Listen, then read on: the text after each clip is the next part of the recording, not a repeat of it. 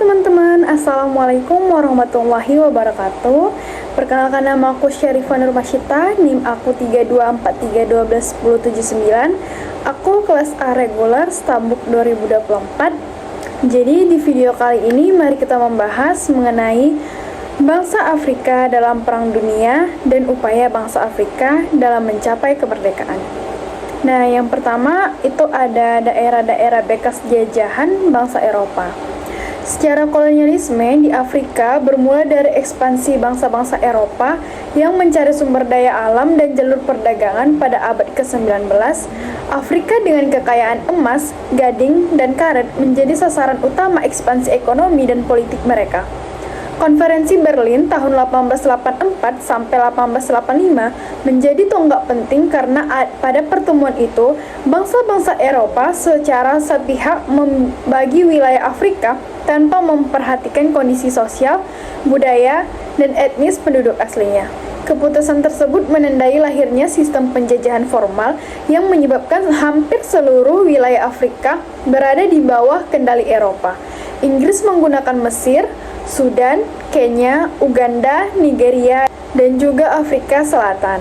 Sementara Prancis mendominasi Afrika Barat seperti Aljazair, Mali, Senegal, dan juga Pantai Gading. Selain Inggris dan Prancis, beberapa negara Eropa lain juga ikut serta dalam perebutan Afrika. Belgia menguasai Kongo di bawah Raja Leopold II yang terkenal kejam karena memaksa kerja paksa terhadap penduduk lokal, menyebabkan jutaan orang meninggal dunia. Portugal mempertahankan kolonial lama seperti Angola, Mozambik, dan Guinea. Sedangkan Italia menancapkan kekuasaannya di Libya, Eritrea, dan Somalia. Spanyol memiliki wilayah kecil seperti Sahara Barat, sementara Jerman sempat menguasai Namibia, Kamerun, dan Tanzania sebelum kekalahannya dalam Perang Dunia I, menyebabkan koloni-koloni tersebut diambil alih oleh Inggris dan juga Prancis. Sistem kolonialisme ini tidak hanya menimbulkan penderitaan ekonomi, tetapi juga merusak struktur sosial dan budaya Afrika. Sistem pemerintahan tradisional digantikan oleh administrasi kolonial yang sentralistik. Pendidikan yang diberikan oleh penjajah tidak bertujuan untuk mencerdaskan, melainkan membentuk tenaga kerja rendahan yang dapat melayani kepentingan industri kolonial. Dalam banyak wilayah, tanah-tanah subur dirampas untuk perkebunan dan tambang, sementara masyarakat lokal dipaksa bekerja dengan upah rendah.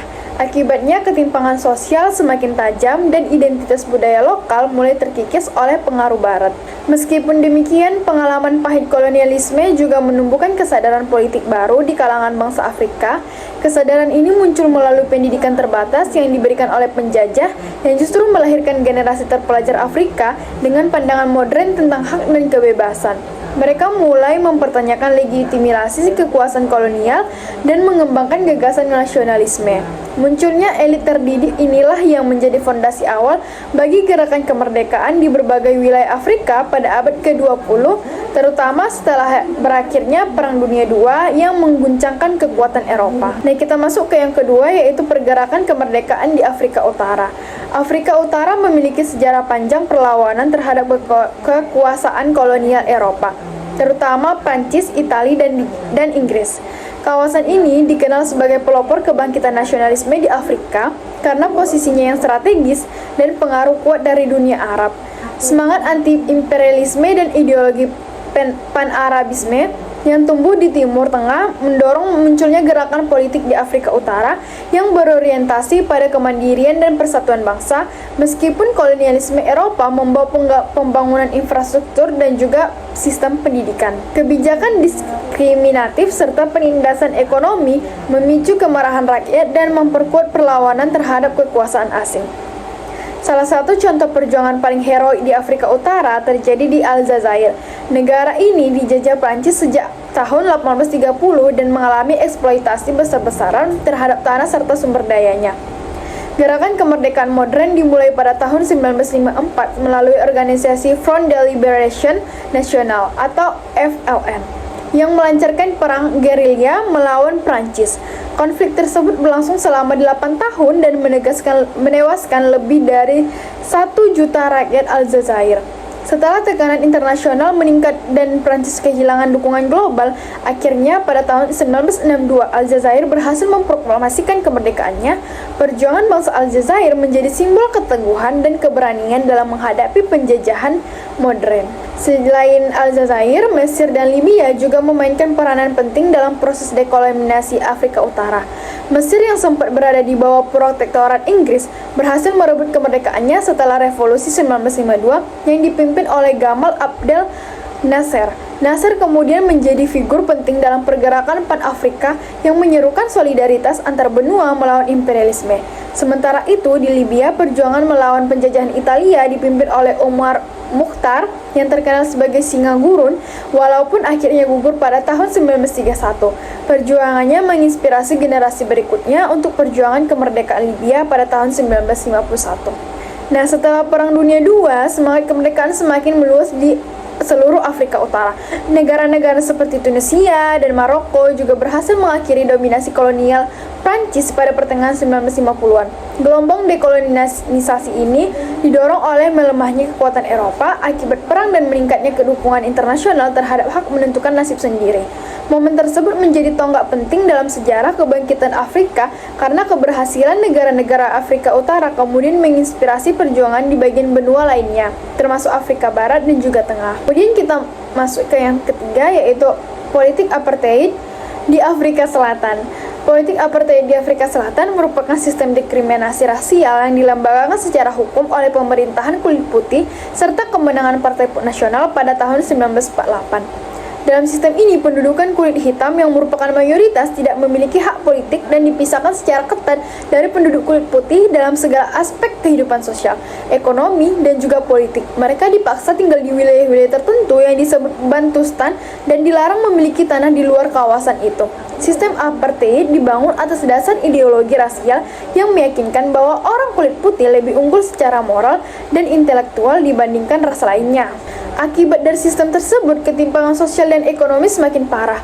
Penduduk kulit hitam hanya boleh bekerja sebagai buruh kasar di tambang, pabrik, dan perkebunan milik kulit putih. Pemerintah kolonial juga membatasi akses pendidikan bagi warga kulit hitam agar mereka tidak memiliki peluang untuk meningkatkan status sosial. Diskriminasi ini diperkuat oleh aparat keamanan yang menindak keras setiap bentuk perlawanan. Penjara, penyiksaan, dan pembunuhan menjadi alat utama dalam mempertahankan kekuatan minoritas kulit putih. Namun, tekanan tersebut justru melahirkan perlawanan besar dari rakyat Afrika Selatan. Organisasi seperti African National Congress atau ANC yang berdiri pada tahun 1912 menjadi pelopor perjuangan melawan apartheid. Tokoh-tokoh seperti Nelson Mandela, Oliver Tambo, dan Desmond Tutu tampil sebagai simbol perjuangan rakyat tertindas. Mandela sendiri dipenjara selama 27 tahun karena dianggap ancaman bagi rezim apartheid. Di sisi lain, komunitas internasional juga turut memberikan tekanan melalui sanksi ekonomi dan diplomatik terhadap Afrika Selatan. Setelah perjuangan panjang dan tekanan global yang terus meningkat, akhirnya pada tahun 1994, sistem apartheid resmi dihapuskan dan Nelson Mandela terpilih sebagai presiden kulit hitam pertama di Afrika Selatan. Berakhirnya apartheid bukan hanya kemenangan bagi rakyat Afrika Selatan, tetapi juga simbol pembebasan bagi seluruh bangsa Afrika dari belenggu rasialisme kolonial.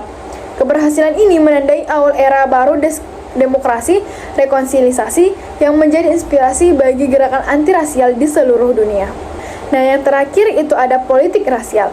Politik rasial di Afrika tidak dapat dipisahkan dari warisan kolonialisme Eropa. Sejak masa penjajahan, bangsa Eropa memperkenalkan ideologi bahwa kulit putih lebih tinggi derajatnya dibandingkan kulit hitam. Pemikiran ini digunakan untuk membenarkan praktik keperbudakan, eksploitasi tenaga kerja, serta penindasan ekonomi. Ideologi rasialisme tersebut bahkan dikemas secara ilmiah melalui teori-teori sosial Darwinisme dan pseudobiologi pada abad ke-19 yang kemudian menjadi dasar bagi kebijakan segregasi dan apartheid di berbagai wilayah Afrika. Setelah berakhirnya kolonialisme formal, politik rasial tetap meningkatkan dampak mendalam terhadap struktur sosial masyarakat Afrika. Banyak negara yang baru merdeka masih menghadapi kesenjangan ekonomi antara kelompok keturunan Eropa dan penduduk pribumi. Hal ini diperparah oleh kebijakan ekonomi kolonial yang sebelumnya memusatkan kekayaan pada segelintir kelompok minoritas. Warisan ketimpangan ini menyebabkan munculnya konflik sosial dan etnis di berbagai negara Afrika pasca kemerdekaan seperti Rwanda dan Sudan. Namun demikian, perjuangan untuk menentang diskriminasi rasial tidak berhenti setelah kemerdekaan. Banyak pemimpin Afrika seperti Julius Nyerere dan Tanzania Kwame Nkrumah dari Ghana dan Patrice Lumumba dari Kongo menyuruhkan persatuan Pan-Afrika sebagai bentuk solidaritas melawan penindasan rasial.